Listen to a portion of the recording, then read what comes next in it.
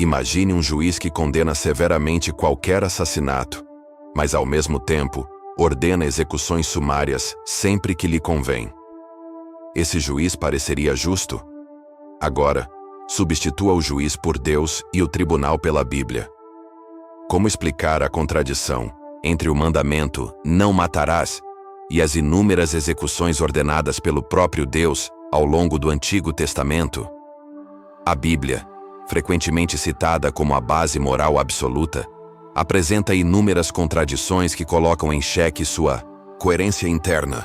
Um dos exemplos mais claros dessa inconsistência está no mandamento "não matarás", Êxodo 20:13, e na ordem subsequente para que Moisés execute um homem apenas por recolher lenha no sábado, Números 15:32-36. Como pode um Deus considerado perfeito e justo proibir o assassinato e, ao mesmo tempo, ordenar a morte de um indivíduo por um crime tão insignificante? No contexto do Decálogo, "não matarás" parece ser uma proibição absoluta contra tirar a vida de outra pessoa. No entanto, ao longo do Antigo Testamento, encontramos diversas passagens onde o próprio Deus manda matar, seja por desobediência, por crenças diferentes ou por simples infrações de suas leis. O caso do homem apedrejado por trabalhar no sábado é um exemplo emblemático dessa hipocrisia moral. O mesmo Deus que estabelece um princípio ético fundamental parece pronto a violá-lo sempre que lhe convém. Defensores da fé, frequentemente, argumentam que o mandamento se refere ao assassinato injustificado e não à pena de morte ou a julgamentos divinos. Contudo, essa justificativa ignora o fato de que a suposta moral divina deveria ser clara e objetiva, e não sujeita a interpretações que acomodam contradições. Se Deus, como ser supremo, é a fonte da moralidade, por que suas regras variam, de acordo com a situação? Por que a vida humana tem valor apenas quando não desafia dogmas religiosos arbitrários? Além disso, a ideia de que a pena de morte era necessária para manter a ordem em Israel levanta outra questão crucial. Que tipo de Deus onisciente e todo-poderoso não encontra meios mais justos e misericordiosos para governar seu povo? A exigência de um castigo tão brutal para uma infração trivial demonstra uma moralidade arcaica, típica de sociedades primitivas que usavam o terror como forma de controle social.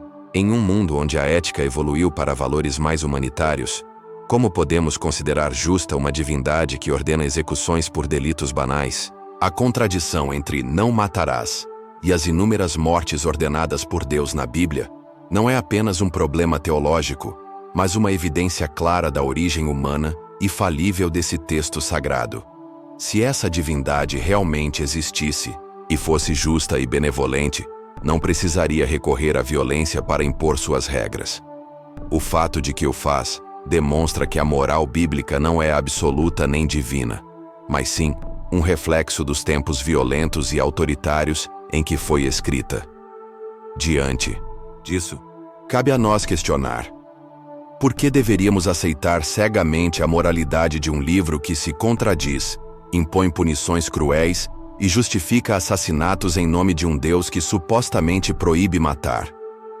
A resposta é clara: não devemos. Em vez disso, é essencial construir uma ética baseada na razão, na compaixão e no respeito à vida humana, algo que, ironicamente, a Bíblia muitas vezes não faz. A contradição entre um Deus que proíbe matar e, ao mesmo tempo, ordena execuções brutais, levanta questionamentos que vão além da teologia. Ela expõe a fragilidade de uma moralidade supostamente absoluta e revela um sistema de crenças construído em meio a sociedades arcaicas, cujos valores refletiam a brutalidade de seu tempo. Se a Bíblia fosse verdadeiramente a palavra de um ser perfeito e justo, esperaríamos encontrar um código moral que transcendesse as limitações culturais e históricas, apresentando princípios éticos claros, universais e aplicáveis a todos os tempos. No entanto, o que vemos é um conjunto de normas contraditórias, sujeitas a interpretações convenientes, muitas vezes justificando violência e intolerância em nome da fé. Esse problema não é meramente acadêmico ou filosófico.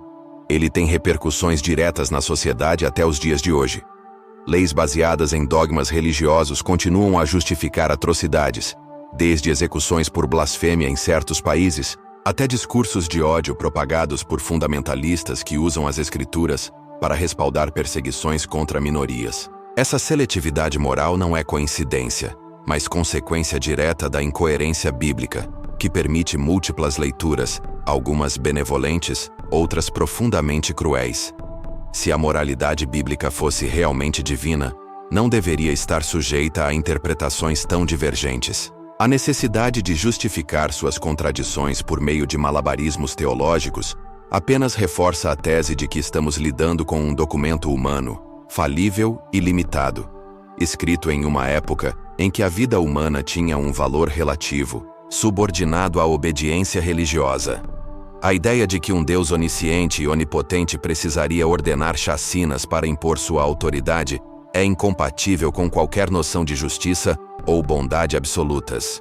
Diante disso, é inevitável questionar: por que continuamos a tratar a Bíblia como referência moral quando ela claramente falha em oferecer uma ética coerente? A humanidade já demonstrou ser capaz de desenvolver sistemas éticos mais justos e humanitários sem a necessidade de recorrer a textos religiosos.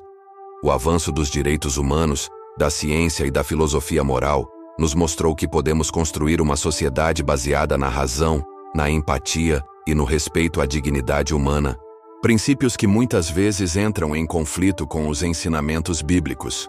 Portanto, não se trata apenas de rejeitar a moralidade bíblica por suas contradições internas, mas de reconhecer que temos a responsabilidade de construir um sistema ético superior, que valorize a vida humana independentemente de crenças religiosas e que não se apoie em ameaças de violência divina para impor seus valores. A verdadeira moralidade não deveria precisar de dogmas ou punições brutais para ser seguida.